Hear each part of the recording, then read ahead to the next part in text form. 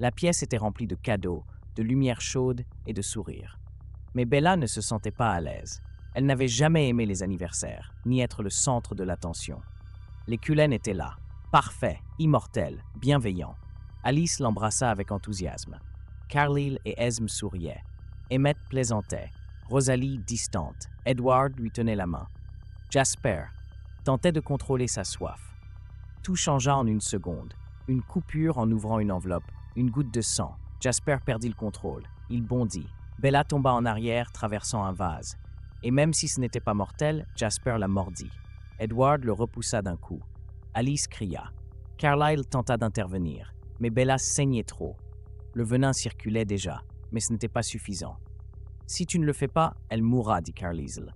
Edward la serra dans ses bras, et le cœur brisé, il la mordit pour la sauver. Bella brûla, des jours de feu, d'obscurité brûlante. Elle cria jusqu'à ce qu'il ne reste plus rien d'humain. Quand elle se réveilla, elle était autre. Elle entendait tout, voyait tout, sentait la soif comme une malédiction, et son reflet n'était plus le sien. « Qu'est-ce que je suis ?» demanda-t-elle. Edward ne répondit pas. Il s'agenouilla simplement. « Tu es toi, mais différente, et c'était le plus douloureux, parce qu'elle n'était plus vraiment Bella, pas entièrement. » Les Cullen portaient la culpabilité. Jasper disparut. Nouvellement transformée, Bella chassa, courut dans la forêt, tua. Et pourtant, la soif ne s'apaisait pas. Puis les loups arrivèrent. Sam réclama la rupture du traité. Jacob, en revanche, vit Bella, pas un monstre. Ce n'était pas un choix, c'était une sauvegarde, dit-elle. Jacob la défendit, convainquit sa meute que tout ne se résout pas par la violence. Le traité ne fut pas rompu, mais il fut blessé.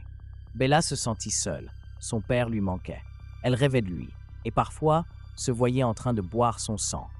Edward le remarqua. « Je me déteste de t'aimer assez pour te préférer vivante, comme ça, dit-il. » Et Bella ne sut que répondre, parce qu'elle ressentait la même chose. Jasper revint plus tard, silencieux, plein de remords. « Tu crois qu'on pourra se pardonner un jour ?» demanda Bella. Il s'agenouilla, elle aussi. Ils s'enlacèrent. Et la forêt sembla garder le silence pour eux. Avec le temps, Bella apprit. Elle chassait avec Rosalie, lisait avec Esme, s'entraînait avec Emmett, et avec Edward, elle réapprit à aimer. Pas comme humaine, mais comme quelqu'un qui avait choisi de rester. Et un soir, regardant la lune, elle comprit. Je ne suis pas ce dont je rêvais, mais je suis ce que j'ai choisi d'être. Et dans ce choix, elle trouva la paix. Car Bella ne devint pas un monstre.